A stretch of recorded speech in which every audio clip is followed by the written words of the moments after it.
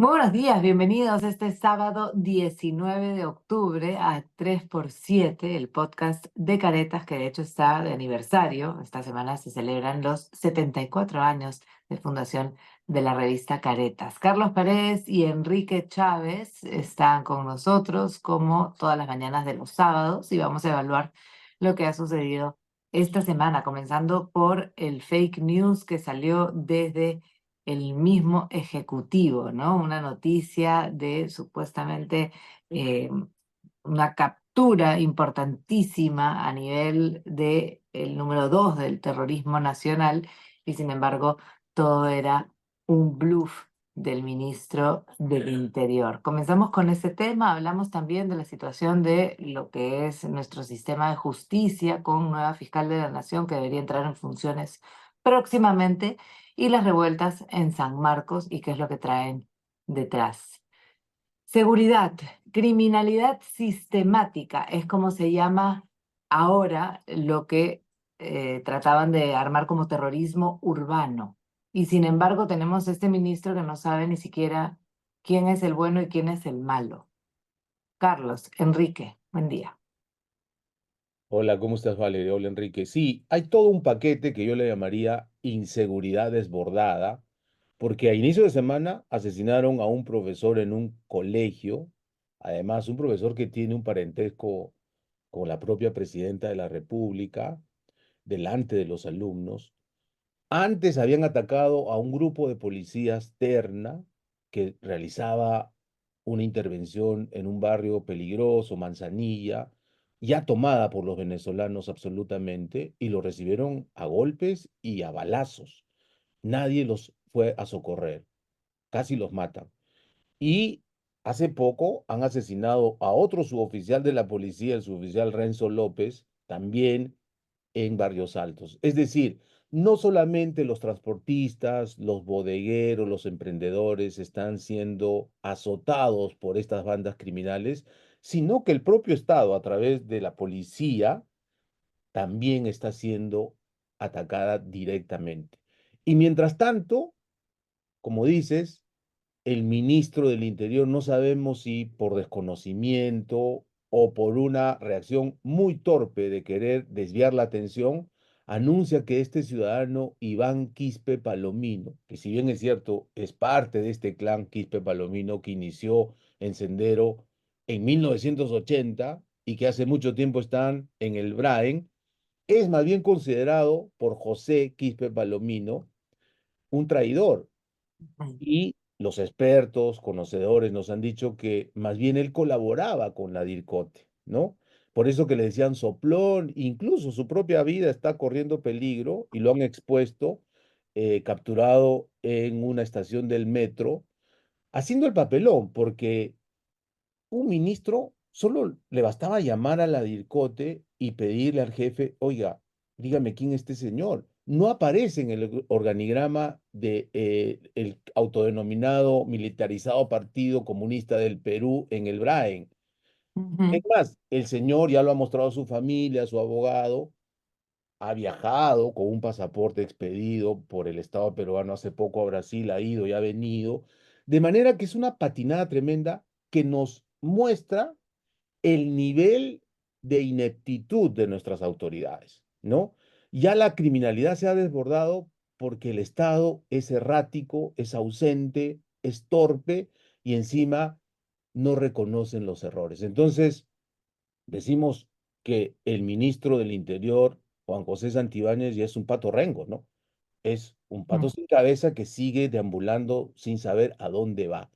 Y no hay ni en el Congreso, que debería ejercer el control político, ni en el Ejecutivo la idea de hacer las cosas diferentes, ¿no? De cambiarlo de inmediato, de hacer una estrategia más o menos, digamos, por lo menos factible. No hay nada parecido a una estrategia contra la criminalidad. Y por supuesto, del otro lado, los transportistas, también con su cuota política, se han subido a pedir la derogatoria de esta famosa ley 32-108. Ya el Congreso ha hecho un Frankenstein ahí, ahora le llama criminalidad sistemática. Pero bueno, de eso conversaremos seguro en los próximos minutos. Sí, Enrique, de hecho, la discusión, claro, esta semana ha estado en torno, después de lo que vimos del paro y este pedido desesperado por parte de las personas que están siendo extorsionadas en nuestro país, de que haya seguridad y que finalmente el Estado cumpla su papel. Pero claro, en el Congreso de la República se discutió esta semana este cambio, ¿no? Si es terrorismo urbano, si vamos a usar la palabra terrorismo, si terruquear o no terruquear, entonces es criminalidad sistemática. Finalmente, eh, claro, puede discutirse todo, y lo decíamos un poco en la previa, desde el Congreso de la República, desde la voz de los expertos, pero a la hora de la hora, si tenemos todo podrido, como lo que ha sucedido con este ejemplo, que claro, comencemos la discusión desde ahí, porque es tan potente que el ministro del Interior presente a una persona supuestamente criminal cuando tiene todas estas pruebas y tiene solamente que levantar el teléfono y preguntarle a cualquiera de los jefes de la policía y decirle quién es, y seguramente ni tienen que mirar el expediente porque saben perfectamente que de los Quispe Palomino Iván no es el cabecilla, el segundo, ni José, ni ninguno de los que realmente deberían estar siendo atrapados. Este, claro, el problema está en que todo está podrido. Por mejor intención que puedan hacer del Congreso de la República, y obviamente lo dudamos aquí, este, al final de cuentas, ¿de qué nos serviría cambiar de nombre, poner más nombre, analizar la nueva ley? ¿De qué puede servir si finalmente no hay un programa, no hay un plan de nada desde el gobierno?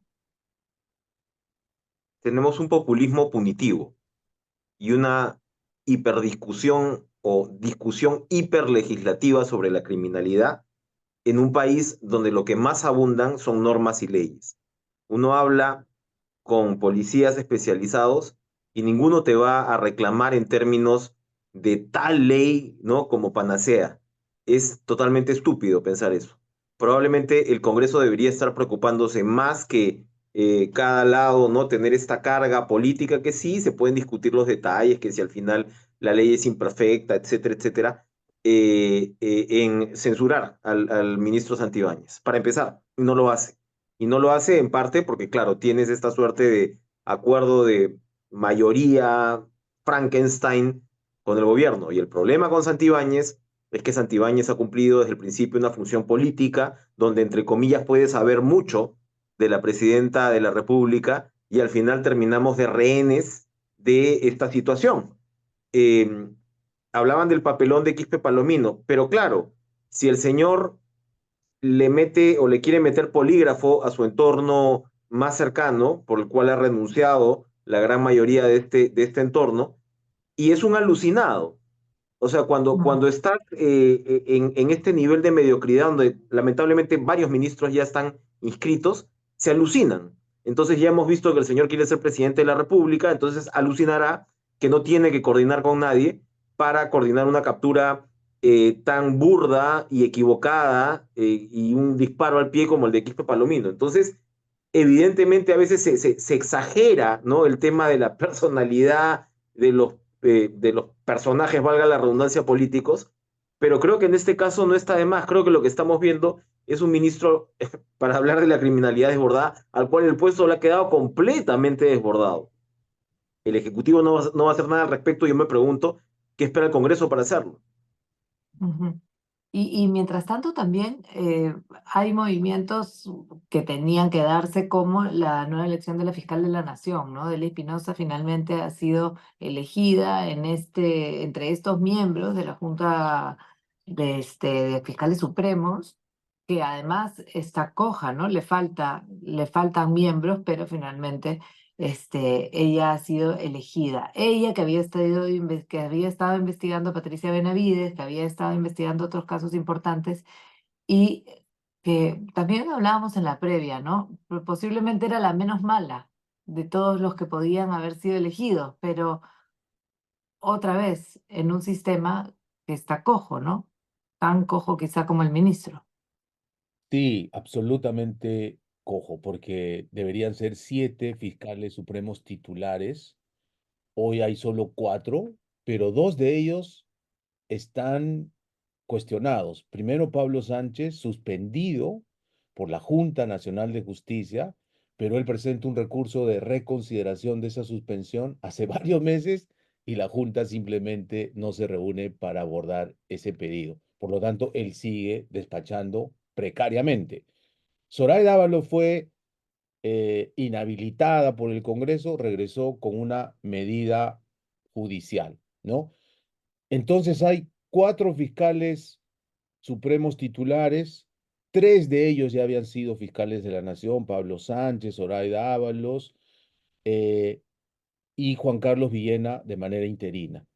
Bueno, ha sido elegida Delia Espinosa, que junto con Villena son los dos últimos fiscales titulares nombrados por la Junta Nacional de Justicia. En los próximos días debe asumir su mandato y sin duda tiene una tarea muy grande.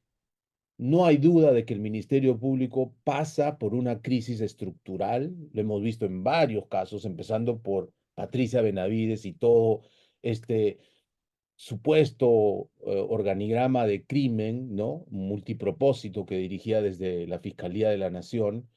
Y hay muchos fiscales provisionales.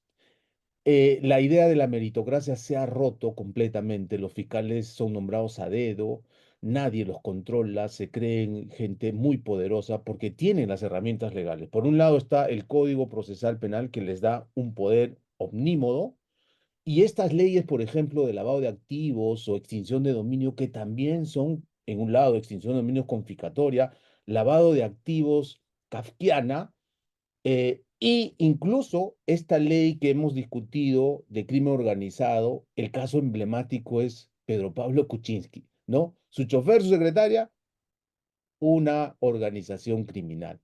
Todo eso se junta porque hay una mezcla rarísima en la fiscalía, ¿no? Primero, poca preparación académica, jurídica, profesional, gente que se cree muy poderosa, se obnubila con el poder efímero que tienen y además abusivos, ¿no? Tenemos varios casos ahí para mostrar. Así que el reto de la doctora Espinosa es muy grande. La pregunta que nos hacemos es, ¿qué va a pasar con los casos que ella investigaba como fiscal suprema? El caso de Patricia Benavides, el propio caso de la ¿No fiscal podría Patricia seguir Barrera. ella investigándolos? No, porque ella es fiscal de la Nación, ella tiene otras, digamos, otras funciones Obligaciones y y además responsabilidad. es la única que puede investigar a los aforados, caso de ministros, presidente, congresistas, altas autoridades. Ujú, ujú. Lo Y más probable es que ella, en uso de sus atribuciones, promueva a un fiscal superior de su confianza a fiscal supremo provisional y le encargue su propio despacho para que continúe con estas investigaciones hasta que se nombre a los fiscales titulares con la nueva junta que entendemos va a empezar su trabajo en enero próximo y justamente en estos días ya están en la etapa final, han quedado 15 candidatos, ya están en la etapa de la entrevista personal.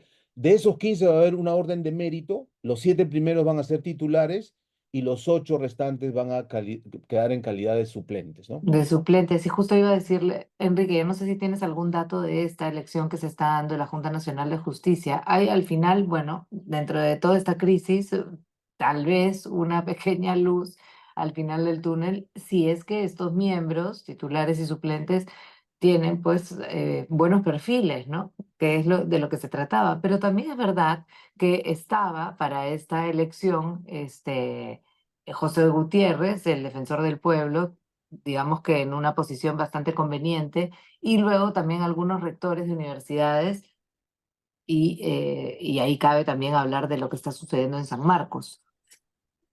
Claro, lo que ocurre en San Marcos, que es en fin, es una elección de, de decanos para facultades. Entonces, lo que ha Ujú. pasado es que los días previos y las semanas previas se han tachado a muchas listas que aparentemente eran opositoras a la gestión de Gerí Ramón. ¿Qué pasa con Gerí Ramón como rectora? Gerí Ramón, como bien señalas, integra la comisión especial para la selección de la Junta, que uno esperaría que nombre a los mejores integrantes posibles. Mira, lo que uno ve no es que sean, digamos, los grandes tribunos, ¿no? Hay que decirlo, pero así está el país. Ojalá que dentro Sí. de lo que hay, ¿no? Que dentro de lo que hay se pueda elegir a lo mejor. Pero el tema es que Gerir Ramón, todo indica, está esperando una ley, hay una que me parece que ha sido presentada por Guido Bellido para reelegir a los rectores de las universidades. Y la señora Ramón, como recordamos, fue la punta de lanza en la contrarreforma de SUNEDU. En realidad, SUNEDU terminó en lo que es ahora, que es un remedo de la Asamblea Nacional de Rectores, y que, como Ujú, sabemos, fue el modelo que posibilitó la proliferación de universidades negocio. Ella ha cumplido un papel para mí vergonzoso en ese sentido al estar al frente de la principal universidad pública del Perú. Entonces, claro, ella está esperando eh, este, esta ley que le permita reelegirse y al mismo tiempo el Congreso evidentemente tiene intereses en la designación de la Junta Nacional de Justicia. Entonces, es ujú. un proceso que hay que seguir muy de cerca porque lo que ha pasado es que se ha desatado la violencia, efectivamente, pero la propia señora Ramón ha dicho que ella ha contratado seguridad privada para garantizar el normal desarrollo de estos comicios que han sido suspendidos. Antes de que el Consejo lo detenga, la OMP había dicho, yo no entro ahí, no hay condiciones para entrar de manera regular. Entonces, mucho cuidado con lo que pasa con San Marcos, porque esta voluntad de entornillarse en el cargo es algo que de ninguna manera debería ser aceptado, sobre todo en una universidad tan emblemática que ojalá pues recupere algún tipo como digo, de normal funcionamiento.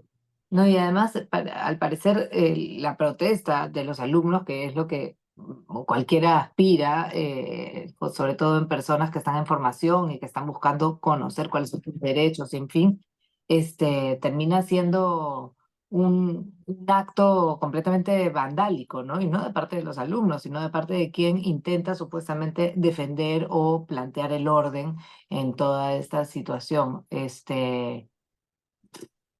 Sí, a mí me apena, la verdad, muchísimo la situación de las universidades en general y el hecho de que salgan los alumnos a protestar y a tratar de defender la dirección de su casa de estudios me da cierta esperanza. Así que igual está bueno ponerle las luces, ¿no? Los focos a todo esto. Algo del caso Chibolín, el caso Suicho, ¿qué cosa ha sucedido ahí? Porque ya sabemos que Suicho salió del país, no tenía más impedimento, ¿no? Se había acabado el impedimento de salida que tenía. Y por otro lado, Andrés Hurtado está en la cárcel, pero es posible que comience a hablar o no. ¿Qué sabemos del tema para terminar? Interesantísima tu pregunta, Valerie. Recordemos, en el caso Chibolín hay dos investigaciones en el Ministerio Público. Una iniciada por el despacho del fiscal Chinchay en la Fiscalía Suprema, que investiga a Elizabeth Peralta, la fiscal de lavado de activos, y todo lo que se denunció sobre ella. Obviamente, como Chibolín, como el gran operador de la mamá Peralta, ¿no? Y hay otra investigación de un fiscal provincial de lavados que está precisamente viendo todo el movimiento económico de Chibolín, las empresas fachadas que tenía, que son como 15, el dinero y lo que ostentaba, ¿no? Públicamente. Mm, Ahí se ha publicado ya en Perú 21 que la agencia antidrogas de Estados Unidos mandó dos agentes, primero con el fiscal Chinchay o su asistenta, y después con el fiscal de lavado de activos, porque sí les interesa, ahora sí, revisar las cuentas del dinero que Chibolín mandaba en este esquema de pitufeo a través de Courier, menos de $7,000 por envío, y usaba todo su gente, asistentes de producción del programa, para que les llegue a estas chicas dinero nada desdeñable, ¿no? Y lo en que dicen cantidad. las fuentes estadounidenses es que Chibolín, pues, desde que tenía este trato con Vaticano, recuerdo en el año 96 que salió a la palestra como supuesto proveedor de mujeres de este narco del Guayaga, su Proxeneta. relación con el narcotráfico no cesó y al parecer habría sido informante o doble agente de la DEA, etcétera, y que esta condición se le acabó ¿no? Solo así se explica cuántas veces entró a Estados Unidos y salió cuando ya tenía una relación con narcotráfico. Normalmente los gringos cuando tienen esa relación te quitan la visa. Eh, Porque ahí había un trato aparentemente de colaboración, pero cuando es que le bajan el dedo, cuando a través de uno de sus cajeros, este, que se había vuelto musulmán, etcétera, tiene contacto con aparentemente grupos fundamentalistas islámicos, incluso viaja a Chechenia, etcétera. Ahí otra agencia federal le habría tirado, le había bajado el dedo, pero lo cierto es que últimamente tengo información que estaría conversando no solo con su abogado Riera, sino incluso, y esto lo ha publicado Jorge del Castillo en su cuenta de X, el abogado, ex viceministro de Pedro Castillo, etcétera, Raúl Noblecilla, ha ido al penal del Lurigancho a ofrecer su defensa gratuita, ¿no? Incluso a decirle que lo sacan libre, pero a cambio de que delate a los adversarios políticos de él y de sus camaradas, ¿no? Noblecilla no ha desmentido esa información, pero lo que conozco yo hasta el día de ayer viernes es que ya se habrá dado un paso adelante y que Andrés Hurtado en los próximos días estaría diciéndole oficialmente a la fiscalía que quiere colaborar acogiéndose a algún sistema de delación premiada, ¿no? Ahí, ¿Cómo, ya que buena parte de la clase dirigente del sistema de administración de justicia estaría nerviosa, ¿no? cómo has dado vueltas para soltar la pepa, Paredes, ¿ah? A ver, Enrique, para terminar. ¿No? Ante eso ya hay poco que añadir, ¿no?